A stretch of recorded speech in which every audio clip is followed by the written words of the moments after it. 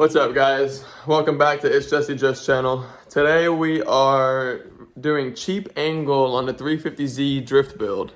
Hit him on the facts, Conrad. All right, so number one, we're gonna be removing the bump stops. And then number two, we have P2M inner tie rods. Angle for days. Let's go.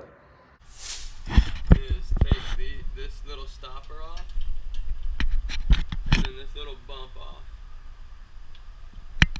So we're just gonna loosen these. What size is that? It is a size 14. So this one is a 3/4 socket to get this stopper off, or the bump off. Alright, so we're going to take this boot off first, just so we have some easy access as soon as we get this tie rod loose. So I've taken off this clamp right here on this side, and then there's a piece of wire that we have to unwind on the back side.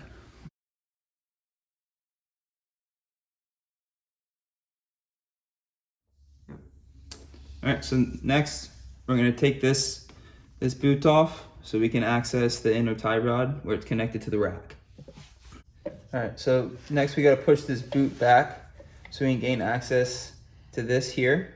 And we're going to put an adjustable wrench here and an adjustable wrench on the rack as well. But to get this boot off, it's a little tough to get it over this little lip. So if you just keep on twisting and keep force this way, it'll just finally slip over and you'll have access to this area here. On the inner, this spot. All right, so we're gonna separate the outer tie rod from the inner tie rod by putting an adjustable wrench right here on the outer, then one on the inner. There's a boxed off section here, so you're able to put a box end wrench on it, and then just break it free.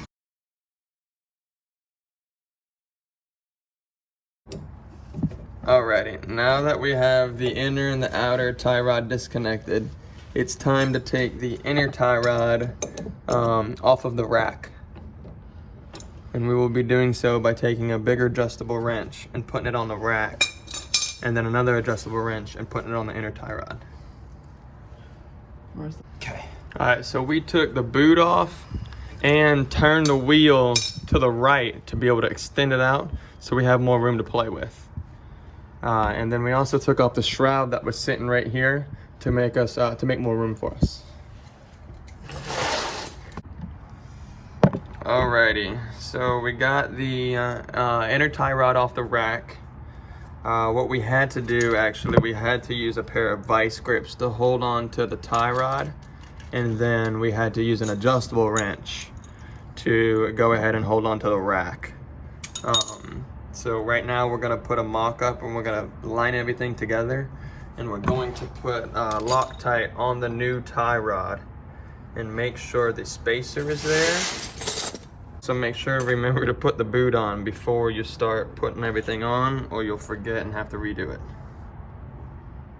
All right, to screw this on here, we're having an adjustable wrench to hold the rack, and then another adjustable wrench here to turn this tie rod like so, to be able to twist it onto here. All right, so we got the new tie rod back on, but we just don't really know what to do with this clamp. Let's see, there we go. This clamp right here. So we're just gonna take it off completely, because any other video we've looked on how to do this has not been, they don't put the clamp back on, but they don't really talk about it either.